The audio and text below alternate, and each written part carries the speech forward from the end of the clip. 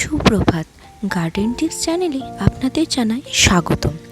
এই যে সুন্দর সুন্দর ডালিয়াগুলো আমার দেখতে পাচ্ছেন, এগুলো আমার আগের বছরের বসানো।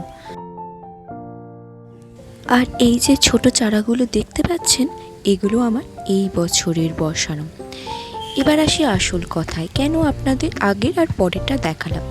আমি কিন্তু এবছর নার্সারি থেকে একটা চারাও কিনে আনিনি।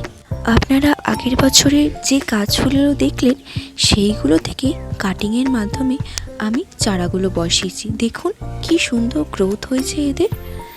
এইসবের জন্য অতিরিক্ত কিচ্ছু করতে হয়নি। এই যে এনাকে দেখছেন, এটা হচ্ছে রুট হরমোন, শুধুমাত্র এর জন্যই।